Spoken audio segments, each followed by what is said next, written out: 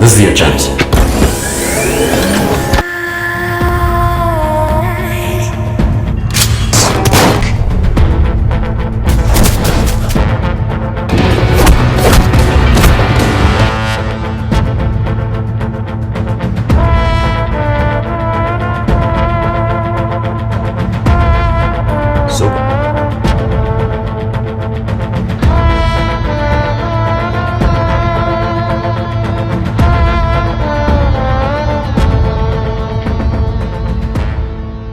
You might know him as a sensational dancer, an actor, or maybe as a mimicry artist. But there's a lot more to know. It was easy for him to sit on the throne of an already established business empire. All he had to do was choose between assured success and a platform of uncertainty. He looked within himself to find a secret 16-year-old relationship with art that he never expressed. Stuck between academics and expectations, he sincerely followed his heart.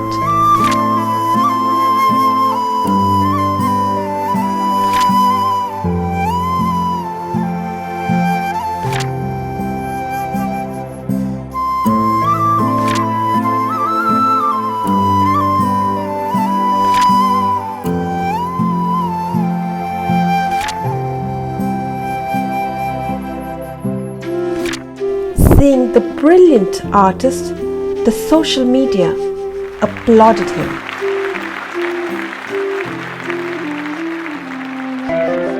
Today, as he speaks to us, he breathes cinema. Introducing to you the starry-eyed man who danced his way into our hearts, the ever so enigmatic Ashwin Kumar.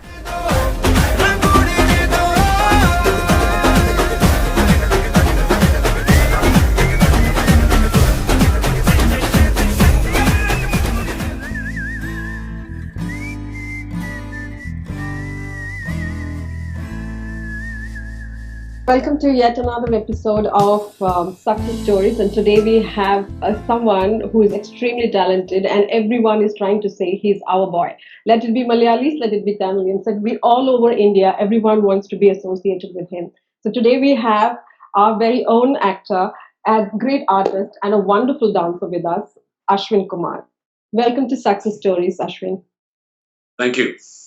Yeah, so I'm so very keen to know a lot of things from you because you are being an inspiration to so many, especially during this time, during the time of COVID and quarantine and so much of negativity. You have brought in the sense of positivity, let it be your gym, let it be your dance, you brought in so much of positivity. So what I want to know is, in this long journey of yours, right from childhood till today, what is that sense that made you bring in so much of positivity into all our lives? I think just doing what you love doing. And I think that is one drive, that is one passion that sort of keeps me sort of my engine going. I've always liked to actually entertain myself first. I like to know like what I can do. Okay. I like to discover something where I would, if that's a human, that that person there performing on the TV or on the screen is a human, so I can do it. In due course, I think first you have to enjoy whatever you're doing. You have to be very honest in whatever you're pursuing. I think these two things are something that is a very core aspect of, becoming true to yourself, to your profession, no matter whatever profession it is. Okay. If somebody or the world even wants to help you first, you have to be ready to be helped. Okay. So you should first open your doors and then sort of not stuff yourself inside like a coffin, like an imaginary virtual coffin. Many of us are in that, and especially now during a lockdown, it is a coffin. Right. I just wanted to know, as a little boy, like when did this thing come into you? Like you want to be an artist, you want to be a performer. There would be that moment, right? Like all of us have that phase where we act like teachers and doctors and police and all that. So when did you find out? Like when did you know that you want to be a performer? You want to entertain people? I'll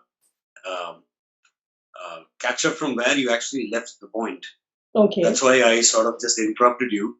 Okay. I used to act like all my teachers, like in school, and I used to imitate all of them. And then I was most of the time, caught red-handed, and sometimes they used to become a fan of how I used to mimic them. Oh, that's so that was, I was definitely the joker of the class, and they used to just wait for the teacher to sort of exit, and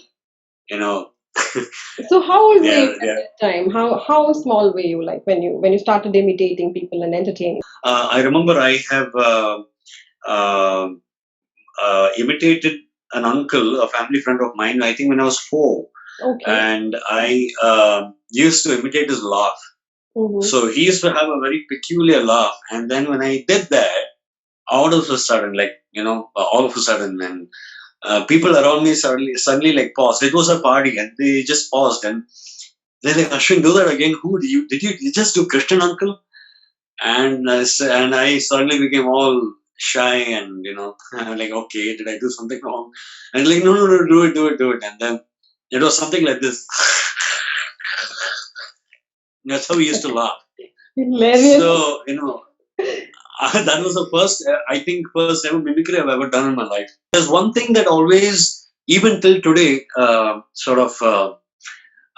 would say haunts me. At the same time, it sort of also, makes me a winner or makes me whoever I am today. This habit of observation. This observation is something which it is like another Ashwin inside me who's always looking at, observing people. And I've always loved observing people, like, observing a lot of things, empathizing like them. That is another world inside me that actually simultaneously plays apart from just the day-to-day life, Ashwin. What about your family? Like, see, most of the time, kids say that, my father was not okay with it, my mother was not okay. They want me to study, they don't want me to act.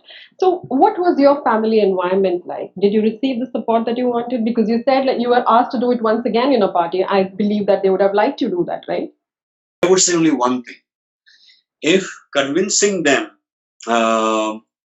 may say verbally is going to be difficult or whatever it is, verbal convincing may even get you through, that your parents can probably, sort of agree and give you a chance, but with a lot of insecurity and with a lot of doubt. But there's another way of convincing them, is how do you apply what are you trying to convince them? How do you apply it actually in reality? How do you execute them? Do you want to take the camera yourself and start shooting something and then come in front of the camera and just perform what you want to do? I mean, to tell you about my experience, I don't want to sound preachy, but if I have to tell about what I did, I have grown in Dubai all my life, and even now I'm in Dubai because my parents are settled here. My father has his business here. I was supposed to be actually taking the business very seriously and sort of take over and be the next heir to the throne. And but life had something else for me in store, and I have never ever performed in my school life for like 12 years. Trust me. I have like, I think the first time ever I entered on stage is in the 12th grade, plus two level, you know. Okay. So that was the first ever time I'm doing a solo dance, or I'm playing the keyboard or something. And then for being a child who was not very, I couldn't cope up with the kind of pressure of studies. There were obviously very well doing students in my class. My class was very known for top rankers, and my class was very known for the naughty ones as well. Okay. But over here in a school, which was school, I couldn't cope up with the standard, and I couldn't cope up with the kind of, the kind of pressure that was there. And I wouldn't blame the system. I probably would blame the teachers, certain teachers. I had some very good teachers, but there are also certain teachers who would not probably get the point that the child is not able to get it. Yeah. So out of all this, what happens is we start blaming ourselves. We start becoming guilty. Oh, damn, I'm bad. I'm not able to study. I'm a failure. That's the kind of feeling that is put into the child. It becomes like a pressure cooker over here. So you just want to get rid of this phase of studying, and it becomes like one of those nightmare phases in your life, which actually it shouldn't be. Education is supposed to be fun. Education is supposed to be something where, a caterpillar comes out of its cocoon and, sort of flies like a colorful butterfly by the time you graduate. And, the child is supposed to be very clear as in what he or she wants to do in life, what she wants to pursue in life. Teacher are workers and we are machines. That's it. So it's like a factory. Every machine has its wear and tear. Every machine has its maintenance to be done. Have you not learned dance formally? It's Never. all that Never, self-learned? This is going to be a breaking news now, because you learned everything on your own without any training. Yes. That's wonderful. That means that says you're actually gifted, right? Like you found it out within you.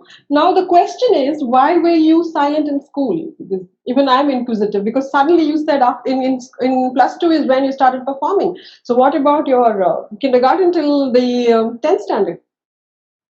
I think at one point of time I was like very I thought the studies was the only priority, and when other things were happening and my peers and my classmates were like, on stage performing there, I thought it was a very big thing. I used to sit by the audience and I used to like watch them, like one among the thousands in the crowd.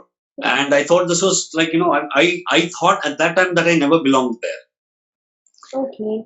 So even your parents didn't take you to dance classes, and we have that culture of taking your kids to dance class and music class and swimming and all that. Didn't you have that kind of pressure or that kind of? I think there's only one category, swimming. Swimming was definitely a part of my growing up. I was definitely taken for a swimming class. But apart from that, see, the thing is, if a child is not able to cope up with the regular studies, and then he should be meeting some deadlines, right from the homework to right from whatever it is. I think most of my time went in tuitions. Probably it was not my cup of tea. Like, scoring academically was something just not my area. But you did try there, right? But you did try to, come along and like be with the bright students. What about you while you were alone in your room when no one is there? Did you ever try to dance or like act or anything? That must have been within you. Right? I used to, I remember my grandmother, I'll tell you what happened in college when, like I told you, that my parents or my family has never seen me bringing in cups and trophies and certificates. They've never seen this scenario, like, the sight. So when I used to bring cups and trophies from college, my dad used to be like, where are you bringing all this from? Like, so somebody like, bribing you, giving you somewhere, or, buying it, selling it for cheap, or what is happening? Okay. Because I couldn't believe, they've never seen this sight at all at home. Me entering inside with cups and trophies, like, who's this guy? My grandmother used to tell that, she used to tell my mother, I told you before that he used to dance and he knows dancing. I'm not surprised that he's dancing and bringing cups now, because I used to like dance in the hall during some parties, and in all parties I used to be dancing, the kids' parties. I used to be dancing in the center of, my friends, and I used to do all those signature steps right from many, like from Tu Cheez Badiya Mast to Mera Naam Lakan, and Okay. to Chaya Chaya, everything, during those birthday parties and all that, I probably would keep my cake alone and come and dance. Rest was like, Michael Jackson, Prabhudeva, Hrithik Roshan, Kamal Hassan, all these people were like a mixture of inspiration, and I was a big fan of all their work. Okay. So I am, yeah. that's what we could see that because we saw your dedication towards Kamal Hassan sir, the way you dance, like in the expression that you put.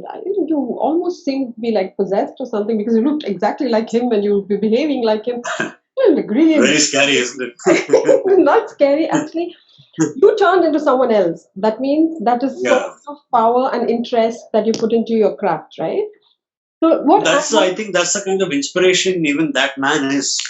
Yes, yes, very true, very true. To all the generations across, right? You see all the generations, let it be small kids or like grown-up people, they have so much of admiration towards him, like it's crazy. That's a whole different topic altogether when we talk about him. So, is there any regrets in school life? Like, you would have probably tried out something or probably tried to get into sports or probably dance or any regrets as a child in school? No, because when I'm very, very happy as to who I have become today, what I have become, and the kind of way that the path that I've crossed and come, I think everything is perfect the way it is. I have never believed in if and buts because it only depresses you if you start thinking about the alternatives or the past alternatives. If you think about ifs and buts, I think there is always something that could have changed or that you wanted to change or whatever it is, but doesn't matter. Who are you today is what actually matters. Was the one or what is that instance that pulled you out and showed you like you are for this, you are born to do this, or probably this is where you need to be? There would be some instance or a person or someone. I think it has always been Kamal sir that who has been highly, highly motivating, and it has been a lot of other things that probably I thought I should be manifesting something into this, and I think I am cut for something which probably I have not ventured very seriously into. Mhm. Probably I just wanted to see. I had that kind of. Um, the drive in me for getting into media or getting into films or whatever it is. Cinema was something that I was always breathing. But there was a realization at one point of time that cinema, I think, not just an audience, but I think I should also be working in cinema. That was the change. Like during the 11th, I think during the 12th. Okay. So uh, um, say the development of mimicry was something which was getting onto a totally serious level slowly from the 12th grade. So I'm not able to exactly pinpoint, and this is what made me do this and that is what made. I think it was a very gradual process of slowly starting to discover myself. And what convinced me further that I should be getting into cinema and all is when I was capable enough to direct, act, and edit and do and also score music for my short films. Okay. Don't know anybody, and I have no network, no background in the industry, and I'm in Dubai, and I don't know whom I supposed to approach. Where do I start from? I didn't know anything. I was blank. Okay, so I thought I think I should probably just start doing something, and then the next thing, the topic that I'm going to come to is social media. Okay. Social media was something that probably gave me that hand over my shoulder, which is usually given by a godfather. This took the place of godfather, of being my godfather, because this gave me the freedom, the courage, and the assurity that your work is going to be somewhere. Mhm. A guy in India or somebody sitting in any corner of the world is going to watch your work. So make sure you convey whatever you want to convey, bring it on screen. You want to be an actor, fine, come on screen, do whatever you can, make a story, make a simple story. It can be from 5 minutes to 10 minutes to anything, or 2 minutes, or even a minute. Make something like that in whatever medium taken, it's okay as far as it is shown, as far as it comes on record, as far as that is there and it is stored. I think you're a part of the whole. You're a part of the history of the net, right? Okay, so in this day and age where nepotism is ruling along with COVID, that's how India is going forward. Everyone is talking about nepotism. You just spoke about, having a godfather, and social media turned out to be one. Do you think it is much easier for people who have their parents or grandparents or relatives or friends in the field to come in the forefront and get opportunities? Do you believe in the concept of nepotism? Okay, now in Vikram Veda there is a dialogue or Kada Soltuma sir. He says, so like the way he says, I'll tell you a story. Okay. There was a family business, and there was a man who has brought it up from scratch, who came to Dubai with literally nothing in his pocket, and then he started when Dubai was actually, the deserted UAE, the deserted Dubai, not the Dubai that you see now. I'm talking about 42 years, 45 years ago, and at that time, a man starts working, and then he slogs as much as he can, a very hardworking person. He designs a company, he gets trained well, he starts venturing into a business, and then because of his talent and because of his knowledge and because of his practical application into so many things, his practical knowledge, um, uh, there are manufacturers who actually are having utmost confidence on him as a sole person than a very big company. And then they give him the dealership and he starts a business, and he is into an automotive business which is into basically garage equipments basically. And he starts that from scratch, and then it becomes one of the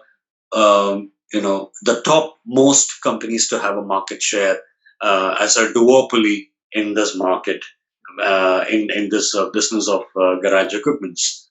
And his son is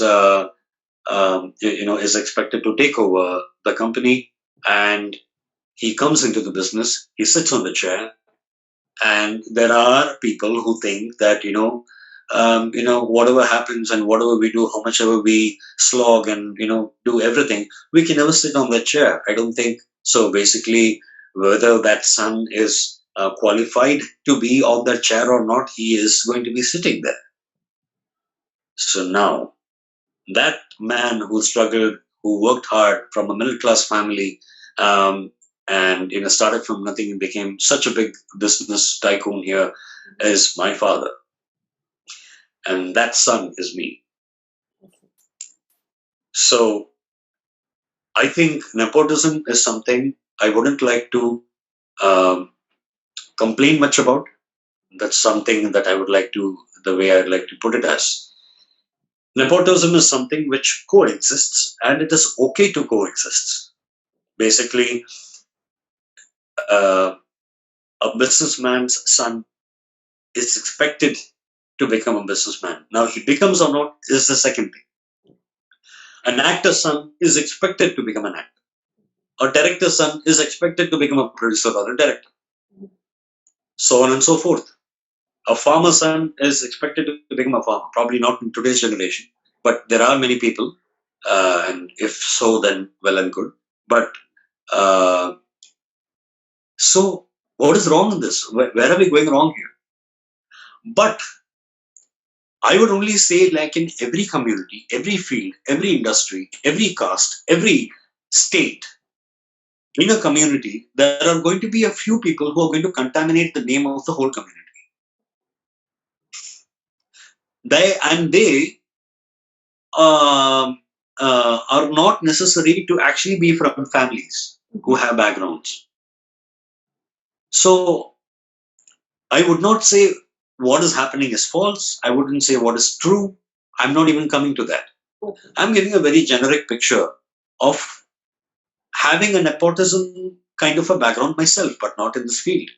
A man working under me who probably is much more efficient and much more probably capable than me in this field, coming down to whosoever level it is, learning from them, and sort of having a takeaway from each and every person, making them come together. That is my job, keeping them united. So I'm saying your journey has been quite rosy, even though you didn't come from that kind of a background, or were there taunts and were there insults or probably comparisons or being put down? Was there anything like that for you? You mean to say that people coming from nepotistic backgrounds don't have thoughts? No, I there think is. they face even more criticism than actually what we face. Okay.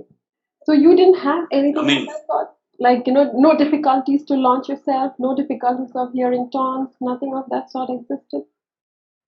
I'll tell you, I have been very blessed. I have been very lucky, Mhm. very, very grateful to certain people who have very organically, genuinely sort of spoken about me, passed a word about my talents and passed a word about whatever my potentials are to the required people who need to actually sort of make things happen for me, like make maybe a director or a producer. But apart from this, like I said, I have always been believing in making my own opportunities. You create your own opportunities. Like for example, now see, let's take for example now before the films, I told you that I was taking my my camera, joining with another friend of mine. It was a two-man army, and we made some products and we made certain things. And there are two films. Through two films is what got me two films. Mhm. Through short films got me two films, and both of them were like one I was very deeply involved, and with another friend who was the producer and the director of it. It was again a very 2 to 3 man army, and the other one was totally mine, which was taken during my college. And one film got me Dhurungal Padanar, another one got me Jacob Nisargaraj. Mhm. So again, here I feel like I cannot be taking the credit all by myself, because it always happens together. It's a joint force. But like I said, if you need the world or the universe to help you, you need to be ready to get helped. Right. You need to be ready to be helped. Let me give you a hypothetical situation where there is a young kid around 13, 14, or 15, or whatever age group. Let's take it as 12-year-old. Is sitting and watching this interview and probably has been, having this fire inside to be an actor or probably in the movie scene. And he's listening to your story. So he's going to tell his mom, see, I want to be like him. And the next very easy answer for her, for the mom or any parent would be, did you hear his story? He comes from an extremely well off family. We cannot do this. So, what is that answer that you have for that mother? Whoever is trying to bring in these kind of excuses, which I or many people like us would call these things as excuses because they're getting so protective about the kid's life and safety and security. I want you to come up with a brilliant answer so that the child can point out on this and say it's not just about having extremely well off parents or anything, but there is something else in it. Could you please answer?